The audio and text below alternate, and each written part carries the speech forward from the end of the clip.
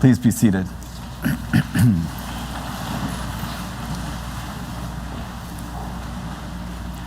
I've been thinking a lot this week about what it means to save something, or what it means to be safe. We use these words all the time. We save money. We save seats at a concert for our friend. We save files on our computers. We also talk about being safe in our homes, in our country, in our bodies.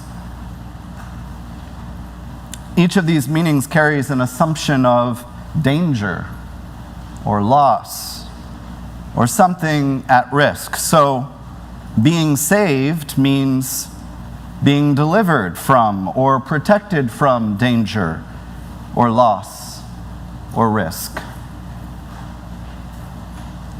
But then we come to church and we hear this word saved in a different way.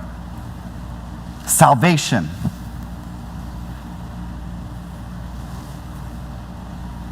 It sounds bigger.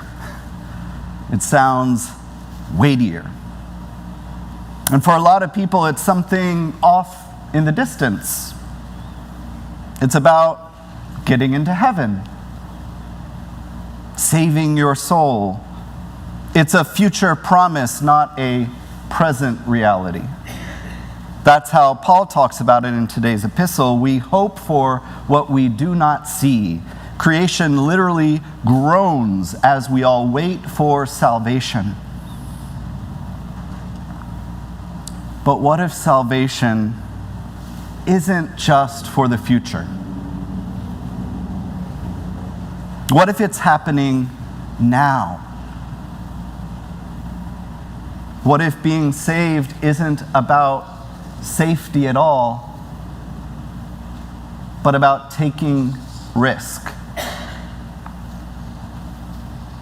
Today, Luke's gospel gives us two stories woven together in which salvation happens in real time. The salvation comes to Jairus' daughter and the unnamed hemorrhaging woman. It's rich in meaning, and I think it has distinct implications for us today. First, there's Jairus, the synagogue leader. He's a man of standing. He's a person we might expect to be keeping his distance from this wandering preacher, Jesus. Because by this point in Luke's gospel, religious leaders play the role of the ones who are the most hostile toward Jesus. But not Jairus. He falls at Jesus' feet, begging for help. This is remarkable because a man like Jairus would have had options. He could have called for a physician. He could have taken his daughter to the existing health centers at the time. But he abandons dignity for desperation. His 12-year-old daughter is dying. And so Jairus kneels before Jesus, pleading that Jesus would go with him to heal his daughter. And Jesus goes. But before they reach the house, something unexpected happens. A woman interrupts their journey, and she too is seeking salvation. Unlike Jairus, she has no name. She has no advocate. She has no dignity left to abandon because it's already been stripped from her. For 12 long years, she has bled. And with that bleeding, she has suffered physically, financially, socially. She spent everything she has looking for a cure. And so she comes and does something bold. She takes salvation into her own hands. She doesn't ask Jesus for healing. She doesn't fall at his feet like Jairus. She reaches out without permission, without invitation, without assurance that it will even work. And immediately she is healed. But then something puzzling happens. Jesus stops. He perceives that something has happened, but he doesn't perceive the details. That's another sermon. But he asks, "Who touched me?" And in that moment, the woman has a choice. She can choose to disappear quietly, or she can choose to step forward publicly. Luke tells us that she stepped forward, and she did so trembling, understandably fearful, perhaps expecting Jesus to rebuke her. But she came forward and fell down before Jesus. And she declared in the presence of all the people why she had touched Jesus and how she was immediately healed.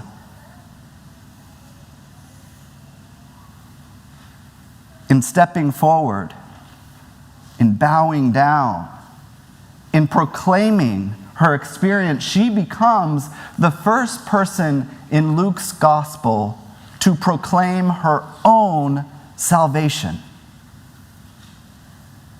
Luke doesn't give us her words, but we can imagine what she might have said. Perhaps she told about her many long years of suffering, about her loneliness, her exhaustion, her financial ruin. Perhaps she told about how she didn't think that someone like her could ask Jesus for help, so she reached out just hoping that touching his garment might be enough. And it was. Jesus affirms her action, affirms her testimony. "Daughter, your faith has saved you. Go in peace." Meanwhile, in the time that interaction took, the 12-year-old daughter of Jairus had died. Someone arrives to tell Jairus Jesus need not bother coming anymore. But dismissing this update about the dead girl, Jesus says, "Do not fear, only believe, and she will be saved." Notice the difference between these two stories. For Jairus, faith is tied to a promise. Jairus is commended to practice the same faith that the unnamed woman has just given witness to. When they arrive at the house, the professional mourners are doing their thing. There's weeping, there's wailing, but Jesus tells them, "Do not weep. She is not dead, but sleeping." And they laugh at him. But Jesus moves past their doubt. He takes the girl by the hand and speaks the simple words, "Child, get up." And she does. Her breath returns. She is alive.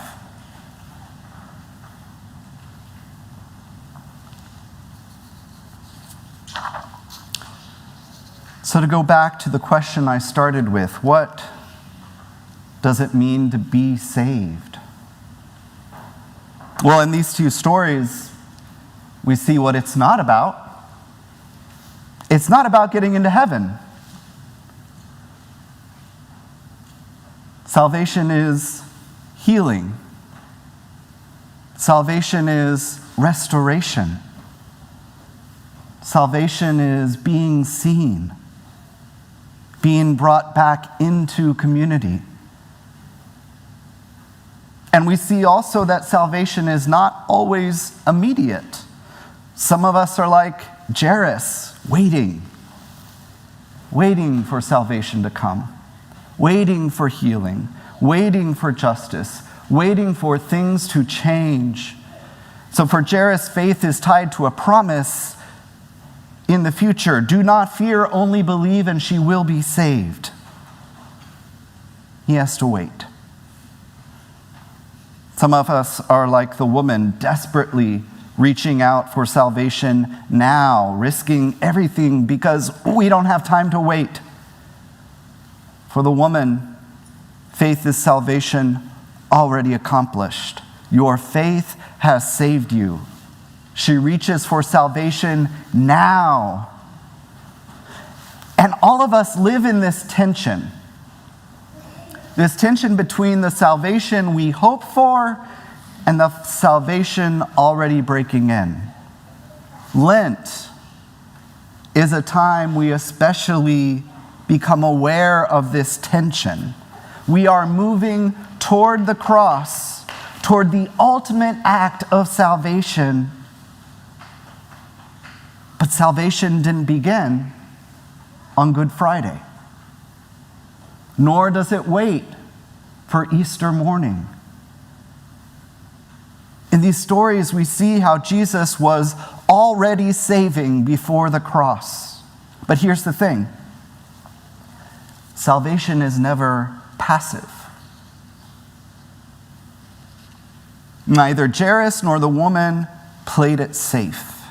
Jairus risked his reputation. He's a respected leader, falling at Jesus' feet, trusting in what seemed impossible.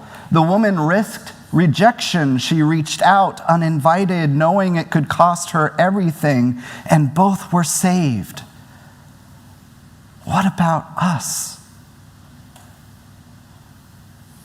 Salvation is not something we wait for. Salvation is something we witness, we proclaim. So where do we see salvation breaking in? In this time, in this place. Salvation is breaking in for those who have been betrayed by unjust systems.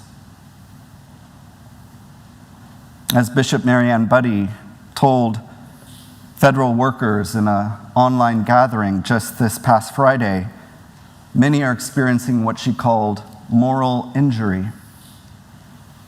a deep wound from betrayal and disregard. But she reminded federal workers and all of us that our worth is not defined by our employment, that our work is more than our jobs, and that even in this wilderness season of Lent, God surrounds our vulnerabilities with strength. We see salvation breaking in the courage of communities fighting for justice. Like just days ago, residents of DC stood up against what would have caused our city's budget to be drastically cut, cutting public services, harming the most vulnerable. Hundreds of people, our neighbors, teachers, workers, social workers, took to the halls of Congress and refused to let their voices be unheard. We see salvation in the quiet faithfulness of those who just keep showing up. The parent who comforts a child, the caregiver who tends to a loved one, the friend who listens. These are also acts of salvation, little, small resurrections in the midst of a struggling time. Salvation is not something we just wait to receive. Salvation is something we can reach for. Salvation is something we can live now. Jairus did not stay safe. The woman did not stay silent. Both risked something and both were saved. Salvation is breaking in. Faith means trusting God's salvation in the waiting. Faith means claiming salvation in the now. Faith means stepping forward, proclaiming it and living it. Go and do likewise.